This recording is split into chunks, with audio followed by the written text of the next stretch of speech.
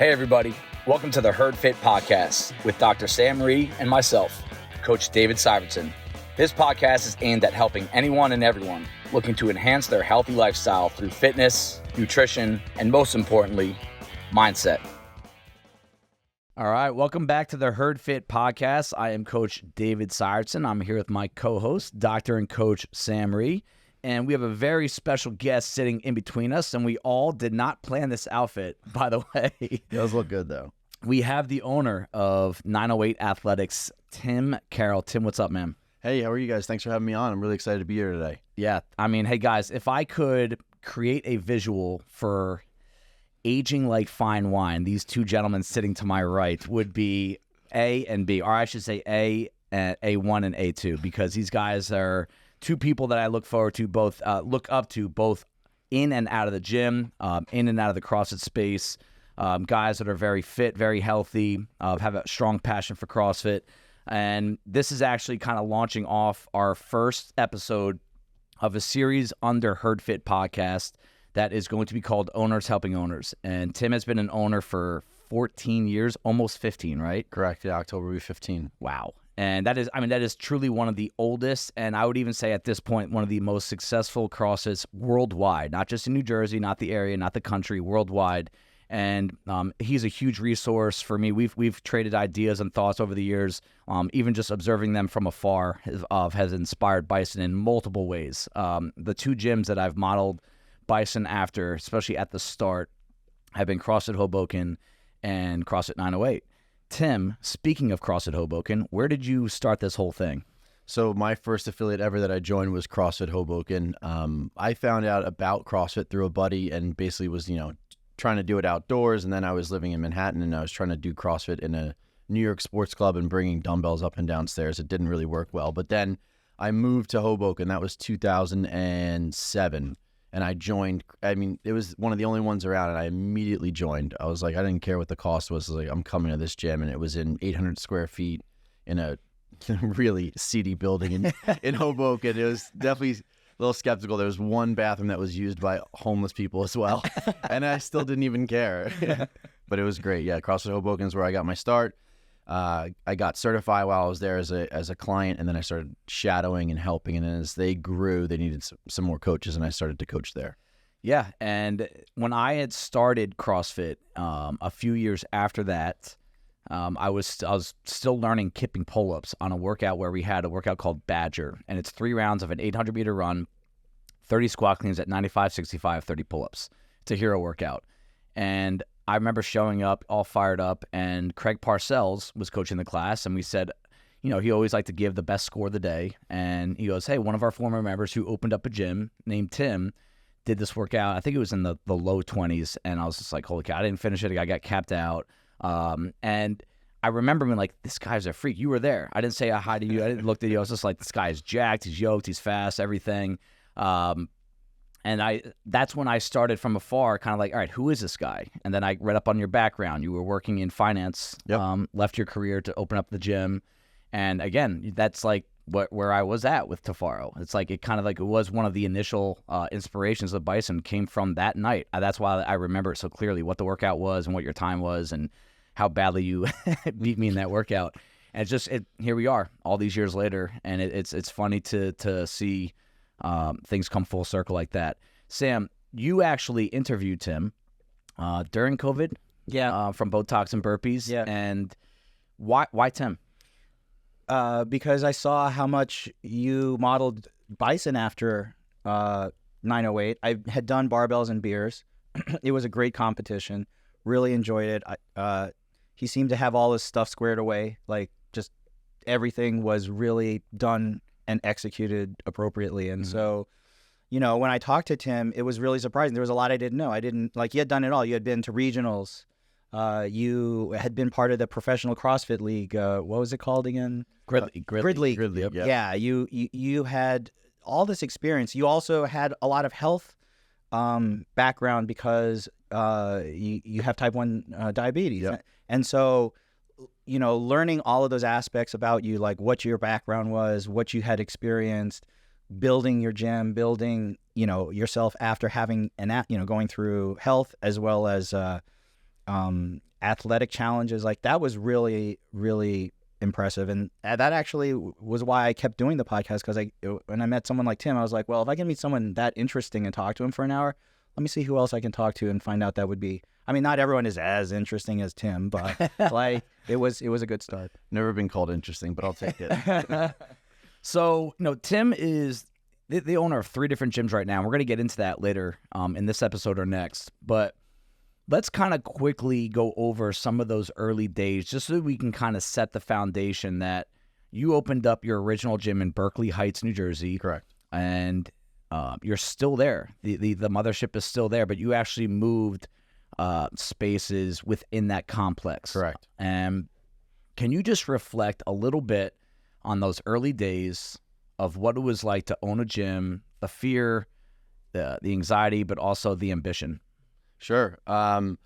So we opened up in 2009, October 2009, and I was subleasing like 1,700 square feet. And at the time, I had just quit my job. I had proposed to my now wife, Erin, and I had been doing CrossFit for probably 2 years at that point. And I was like everyone else in the beginning of CrossFit. I was just madly in love with it. I was like, there's nothing else for me. I want to do this. And when I was fed up with my job in the city, I was like, this is not a fad. It's not a trend. Like this is here to stay for sure. Because I saw at CrossFit Hoboken just the bonds that were formed between people. I saw just the level of athleticism that someone could gain through doing CrossFit. And I was like, for sure, this is here to stay.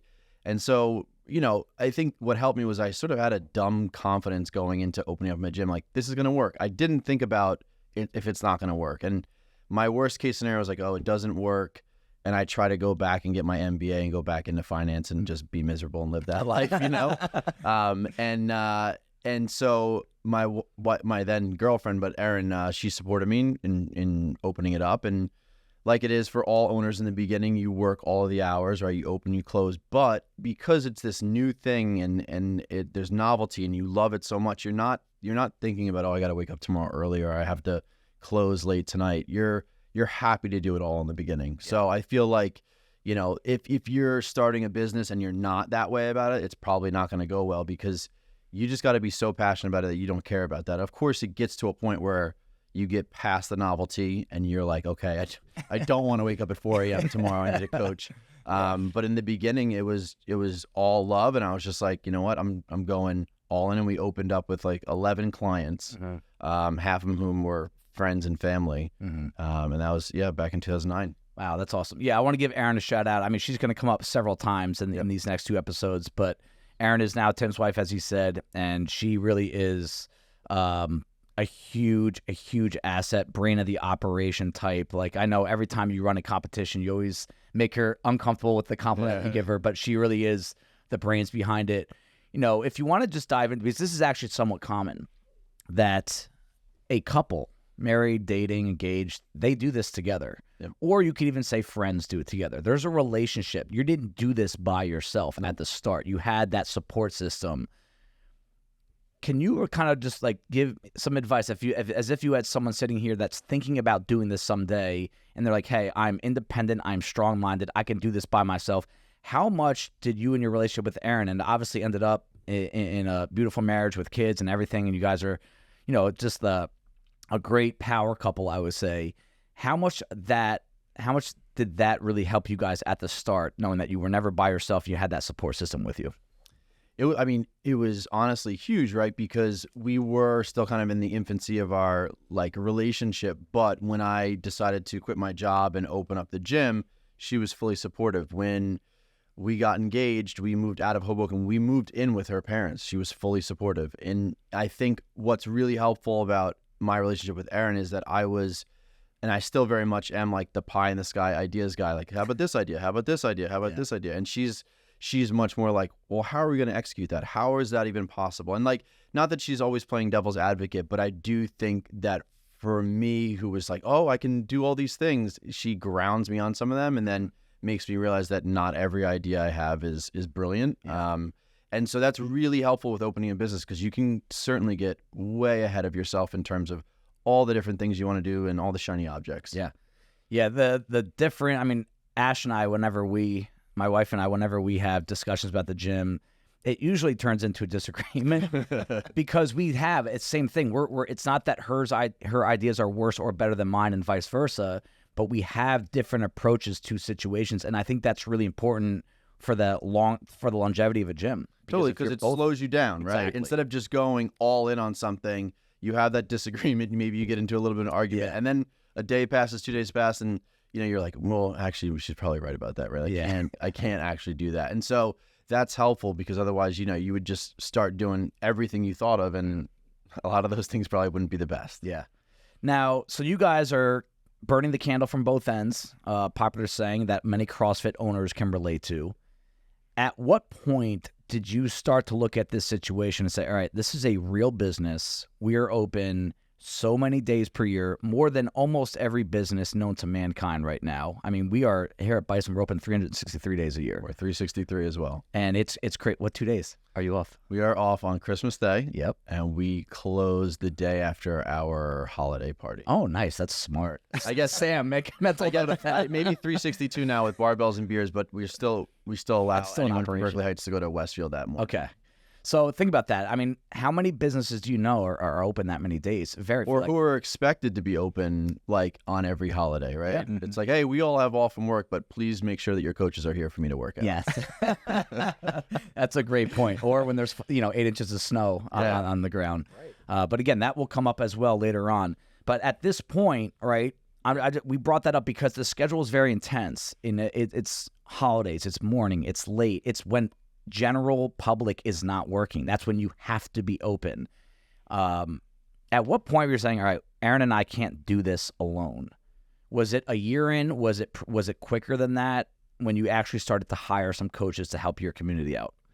It was definitely the majority of the first year was all me. I had initially when I opened up, my cousin who was a trainer was going to help me out a little bit, but it didn't really pan out. He wasn't coaching that much. And then I had a early on client who was also in love with CrossFit who eventually became a coach for me. And I'd say like probably within that first year, Erin and I got married basically a year into it, that I was like, okay, like as the schedule got more robust, I was like, all right, we added a 5 a.m. Now we've got 2 5 a.m.s, and then the 5 a.m.ers, of course, are like, we want 5 of them.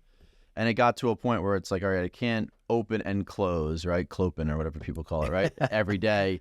And so I immediately was like, all right, let's get a coach in to do 2 of the 5 a.m.s, right? And give me a little bit of relief. And then that's just one of those things that, as the business grew, which, 2009, 2010, it was early days CrossFit. It was not that busy. But Right. I'd say like when, what were those, the Groupon kind of deals came around and we started doing that stuff, and we would get like 30 people in for a free intro class. It was like, holy crap. And that was probably like that 2013, 14 area where, we had taken several years just to get to 100 members. And then we jumped like 50 clients in less than a year. And it was kind of one of those things where it's like, all right, we need more classes. And there's other aspects of the business that need focus other than just coaching. When you have 11 clients, all you need to do is show up, coach them, they go home, the gym's clean, you go home, right? Yep. Once you get above and beyond that, the expense side of the equation goes up quite a bit. You're looking for bigger space, you're looking for more equipment, you're looking at, okay, how do I promote myself? And I think if you're coaching all those classes, you lose a lot of your creative juices to do that stuff.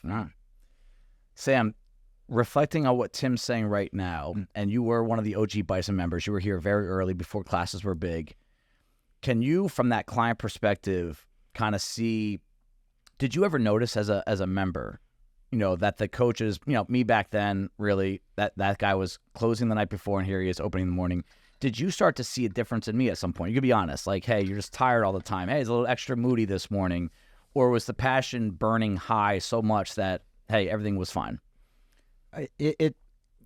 What Tim is describing is a fairly organic growth process, and I think you also found that growth process organically when you added people in. So I don't think you ever got to the point where you were going to break. You bent, and then you added as you needed, and the people that you added were good choices, and so it made it natural. It almost seemed natural to have the coaches that you added in as part of the group. Right. It didn't seem contrived or faked or substituted. It was good. Yeah.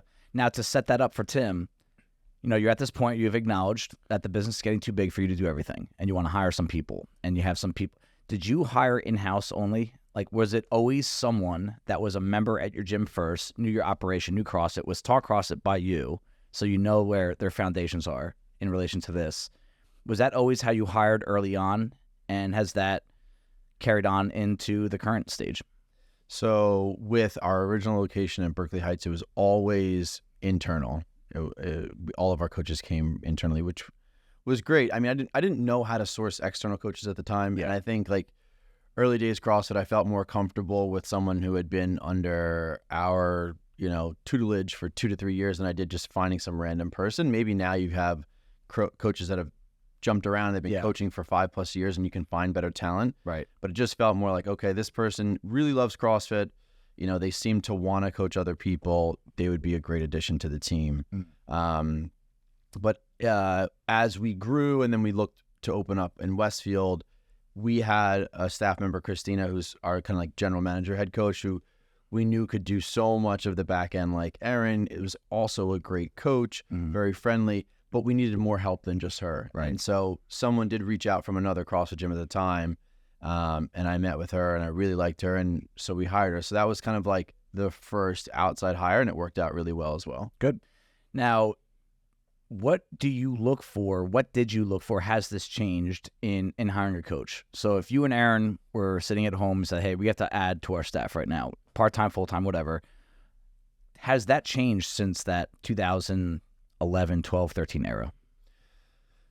That's a good question. I think to answer the first question, right, what am I looking for in a coach? I think what a lot of people talk about is like you want to hire the person, right? So I think you want to hire the person that you like, that other people will like, that's going to fit in with your culture. So still top priority for me would be like, could I come on a podcast with them and sit next to them for an hour and just kind of shoot the breeze? Like if I can't do that, I'm probably not interested in you being a coach for me, right? If I can't go and have like a drink at the bar with you or go out and have lunch and it not be super awkward, you're probably not going to be a coach at 908. Sam, good news. We can coach for We can tips. coach with Tim. We have to make it an hour though. He said an hour. You know what I mean? Though, like no, just absolutely. that litmus test of whether or not you and I could get along, and I mean that might not be the right answer, but also I own the business, so I get to make those decisions. That's 100% the final answer.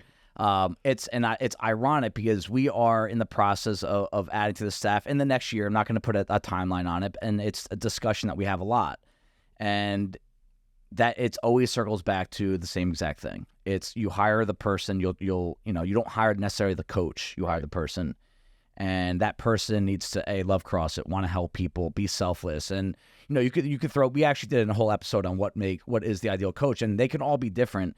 Did you try to, over the years, or did this happen naturally? Did you try to find different kinds of coaches, different personalities, or did you want, because you can hang out, you can go get a drink with 5 people and they could be very different. So one could be like loud, energetic, cheerleader. The other one could be analytical and really, maybe even borderline boring. But I remember at Hoboken, that was one thing I noticed about their staff, and this was after you left, that you had Rocky, who I was just afraid to make eye contact with. You had Stefan Barr, who would make people sleep in class because he was so boring.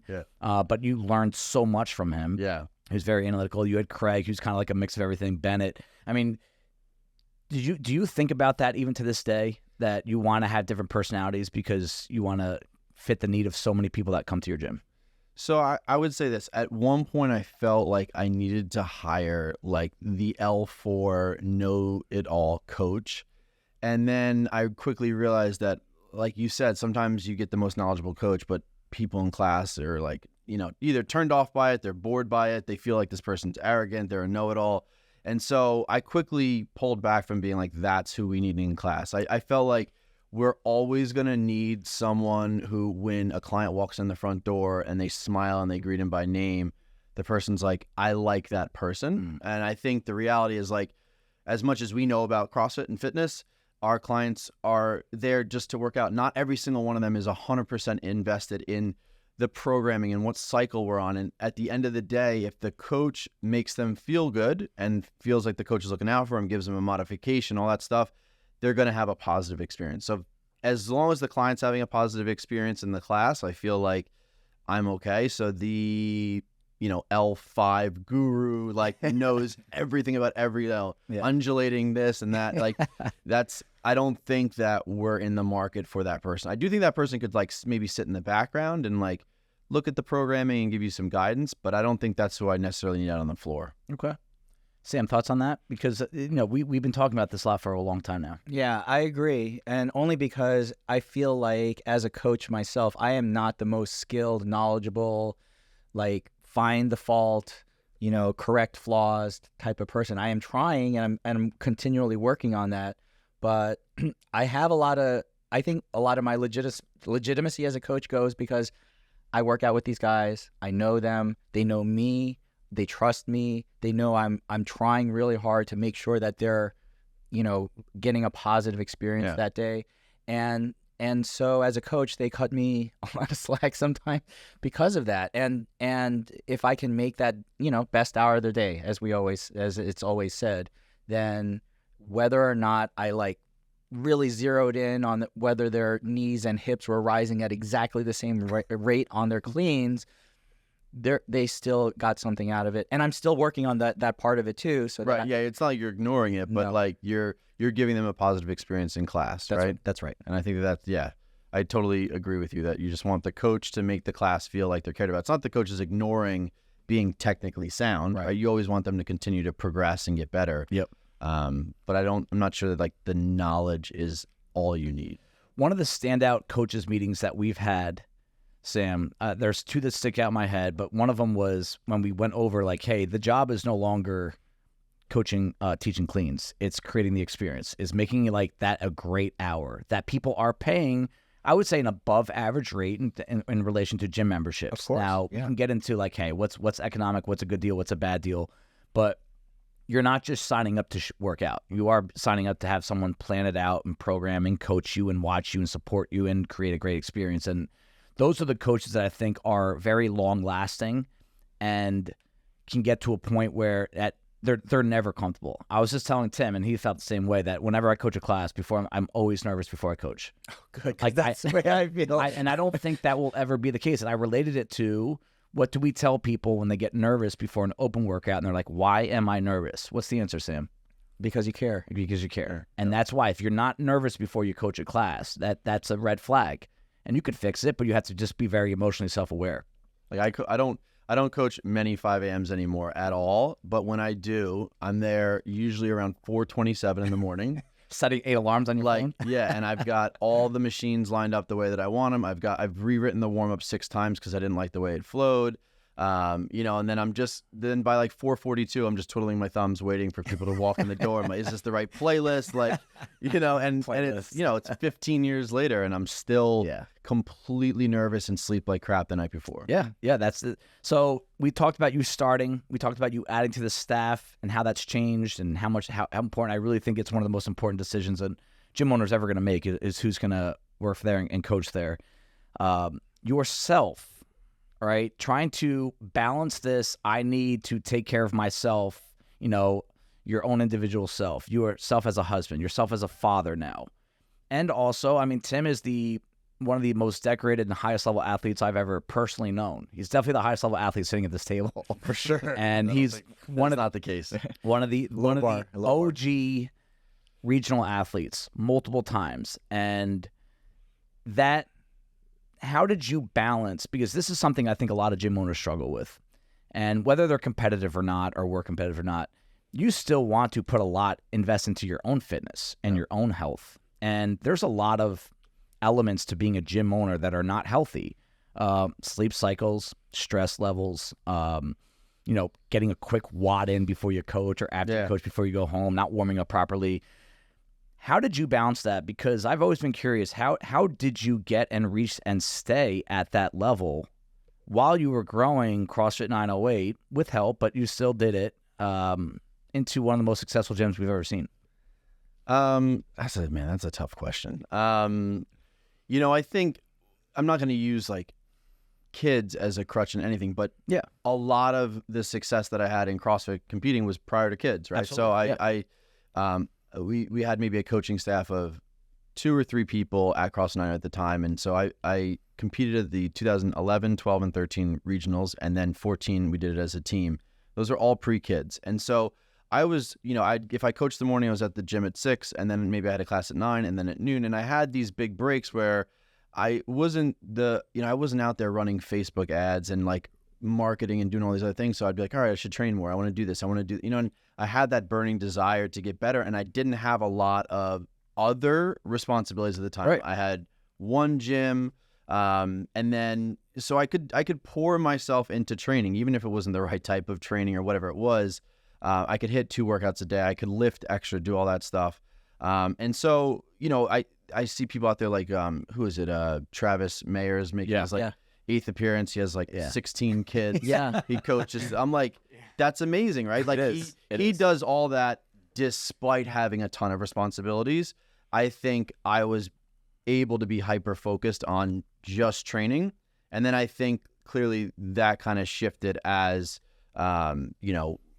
kids and that kind of stuff came about. And the businesses got bigger and more demanding. Yeah. So in 2012, I opened up with so Craig Parcells opened Hoboken with Eddie San Giacomo. Eddie and myself and another guy, Mike Gallant, opened up CrossFit Jersey City in 2012. I forgot about Jersey. And so I owned that for 2 years, and then we sold that to Russell Francis, who now owns it. It's now called JC Fitco, and they've got 2 locations in Jersey City. I forgot about Jersey Fit. Yeah. Okay. Wow. Jersey City. Yeah. Now, like same church, different pew here.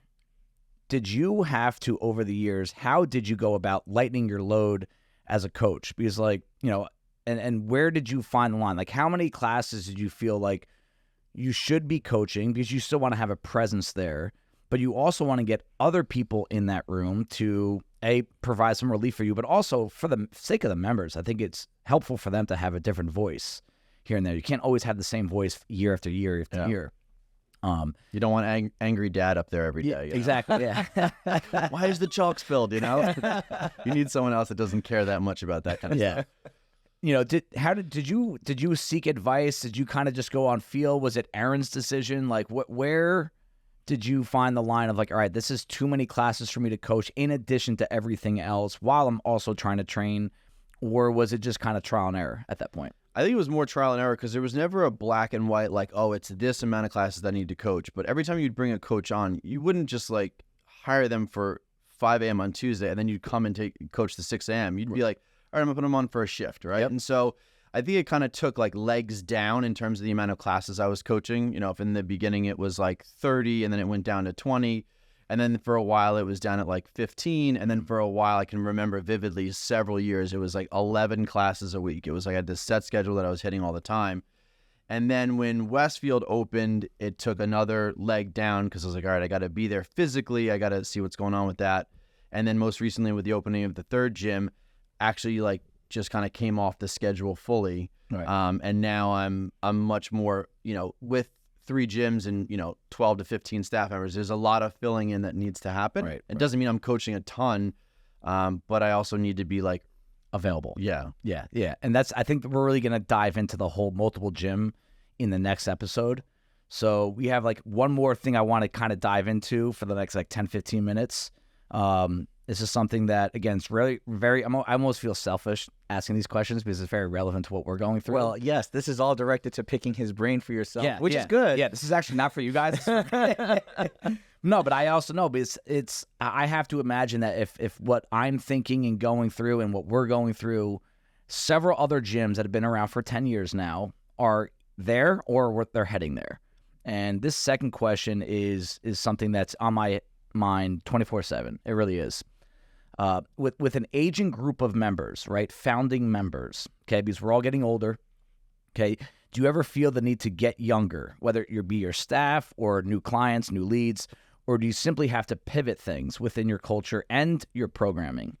So basically, we have members that have been here for 10 years now. They were 25, they were 30, they were 35, didn't have kids, right?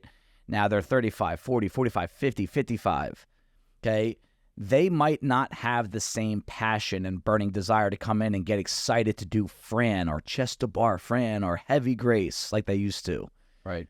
Is it your job to pivot how you do things as a gym owner and programmer all right, whoever's doing the program there, because I know it can bounce around a little bit, or do you simply have to find the same kind of people that you found 15 years ago? That's a loaded question. It is. So we did an episode on this last week. Are you trying to get new members? Or are you trying to retain everything you have? Okay, so I think there's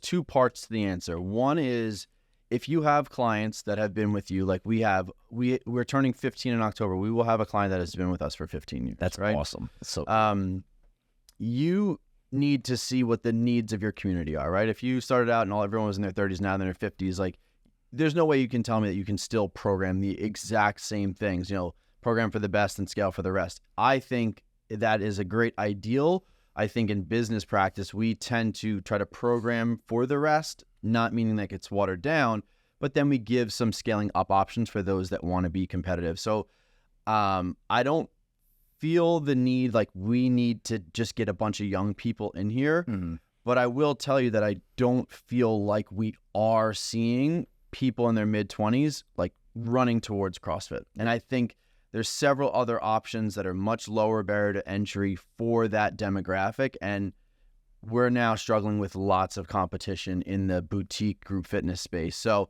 as much as I would love to have some 20-year-old fire breathers that are in there that are all about, competition, stuff like that, I think you can't take your eyes off of who's been with you for 5+ years and what their needs are, right? Or what their desires are. At the end of the day, we're serving like our general community around us, right? We're not serving just athletes that want to go to the CrossFit Games. Right.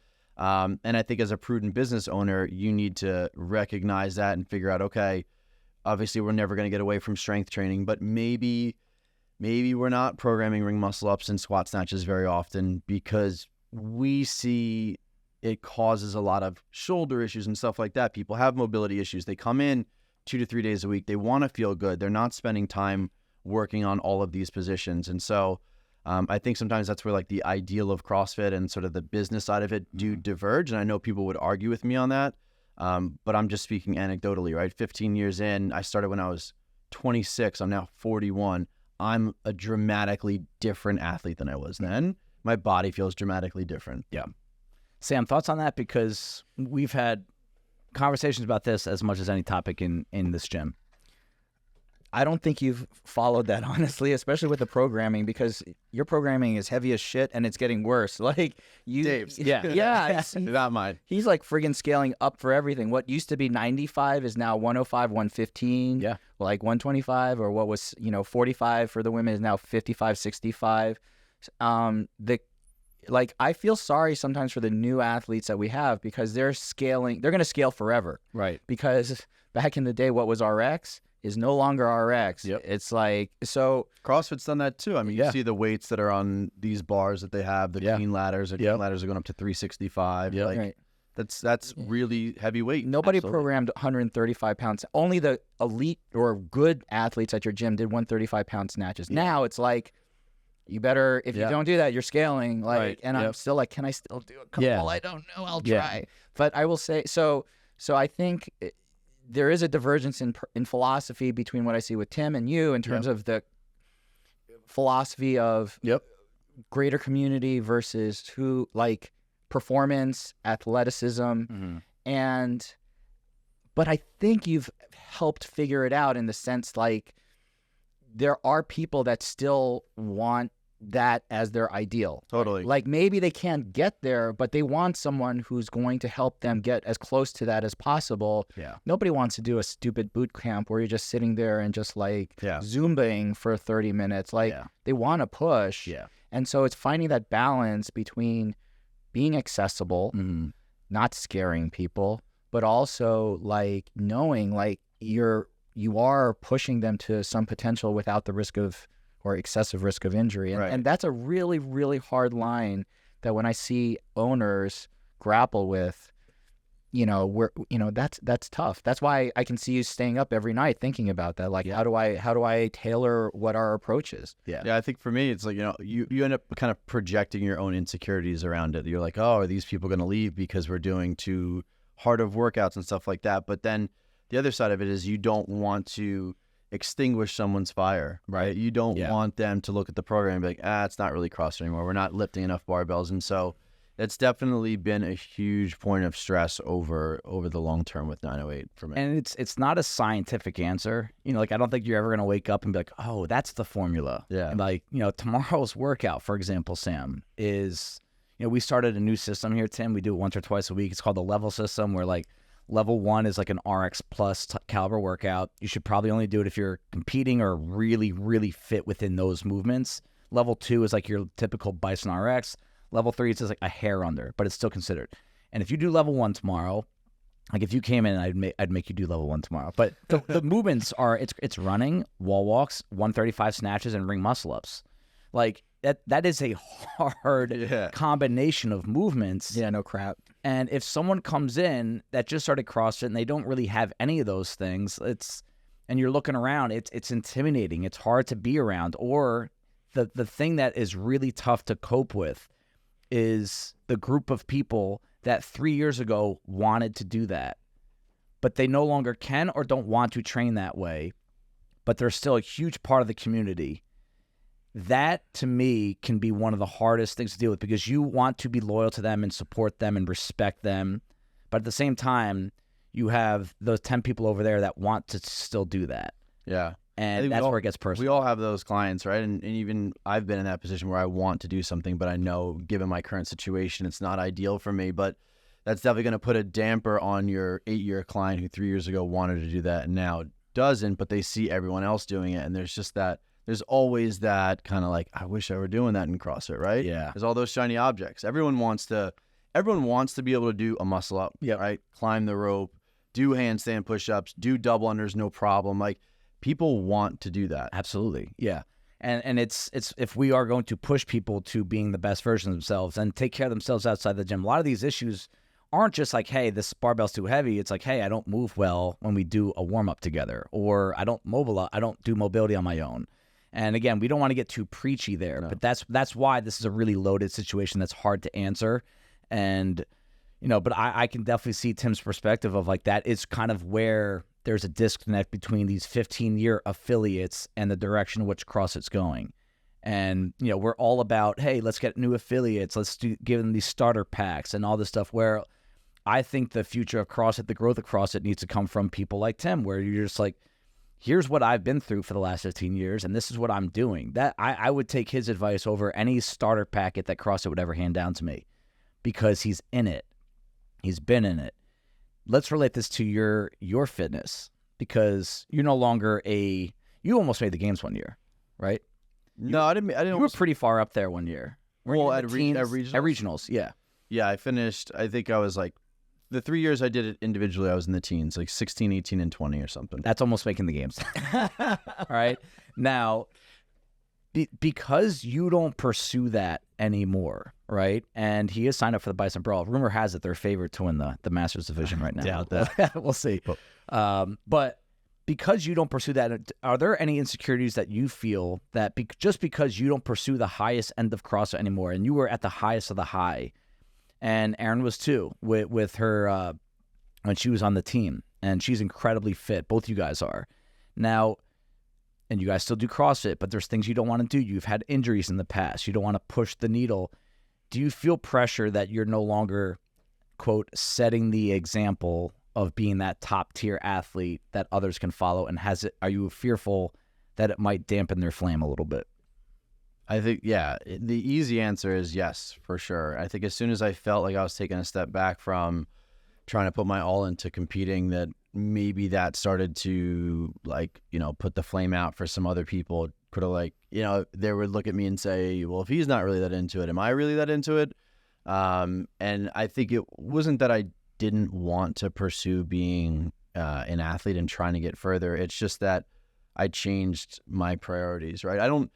I have no grand illusions that I could have gone to the games. I did feel like the landscape shifted in 13, 14, 15, where you went from weekend warriors making it to regionals to now, Matt Fraser's on the scene, and he's former Olympic hopeful, and he's training 5 hours a day, and I was like, I don't want to train 6 hours a day. I don't want every waking moment to be about fitness, but there was also part of me that wanted to make it to that level. Right.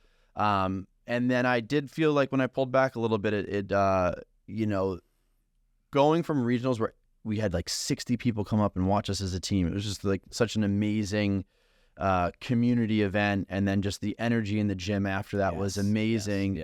To go from that to like, that was my last year competing. And then it was the open. And then, you know, people that are, you know, super fit in your gym, but they don't want to do the open because they're nervous about it, or it's going to make them feel less than, you know, than their self-worth, right? They're going to feel crappy because they can't do a certain movement. Right.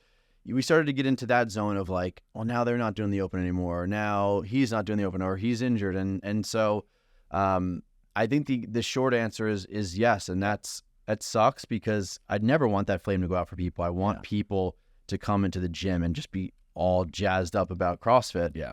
And I think, unfortunately, if I took a backseat to it, then maybe other people kind of just joined me. Yeah, it's a ripple effect. I mean, everything you do in a ripple effect. And we've all been in the gym before where you're surrounded by people that are really going after it. It's awesome to be around. There's like almost nothing better. Yeah, that's unbeatable. I mean, when we get to, like, when I got to even come in and work out with you the other day, like, those types of things were always my favorite. We used to always go to Brazen Athletics and I work with Jay Schroeder, and just like the energy there was palpable. And those days, they're long gone because I don't have those like 4-hour stints midday where I can just go do that stuff.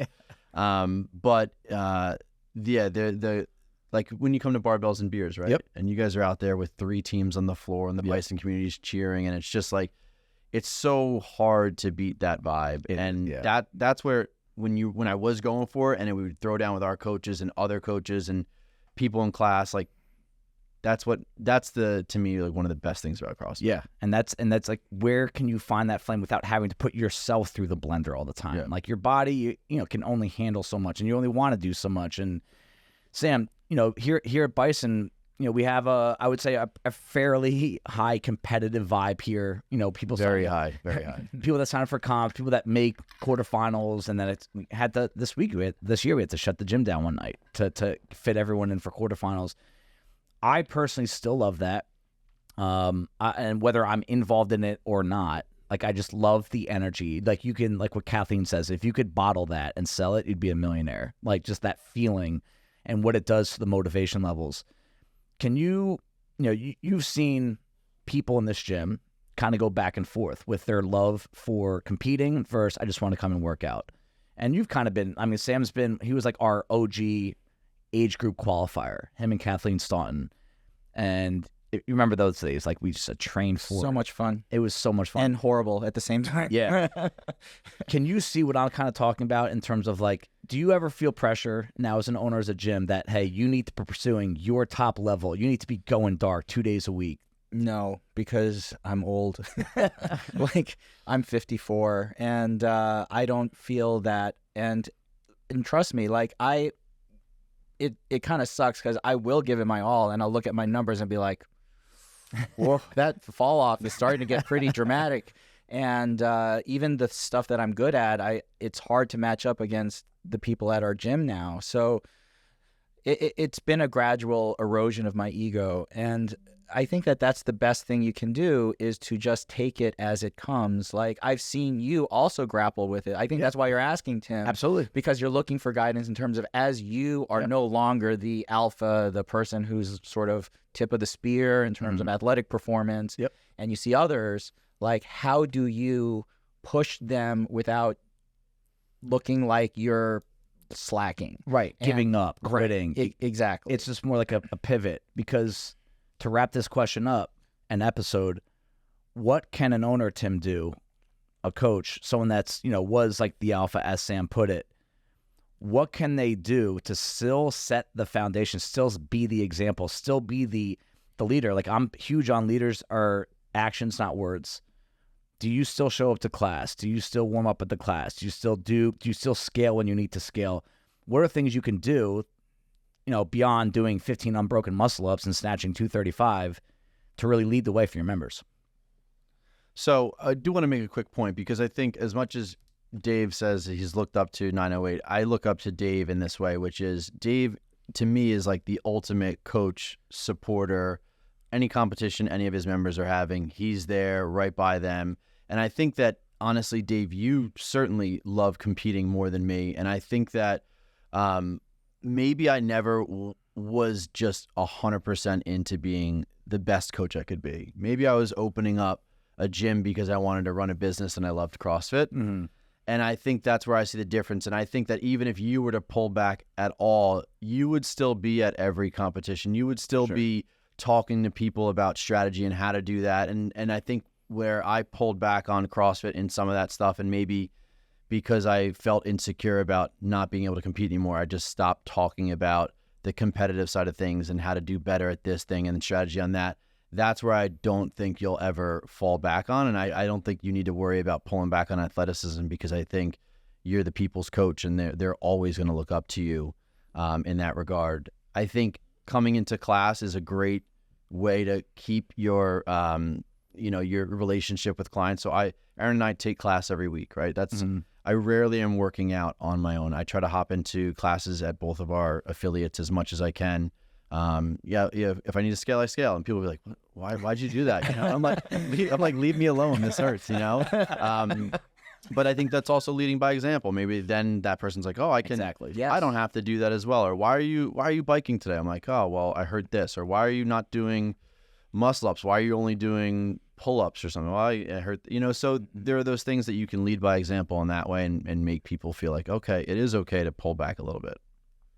Yeah. All right. Well, that's going to be the natural break of this episode. We're going to record one more for next week, guys. But that was a really good kind of like, all right, the start of 908 Athletics and kind of leading up to the current. And the next episode, we're really going to kind of lead up to some of the biggest decisions Tim has made in the past few years, and also, more importantly, the future, because Tim's not done yet.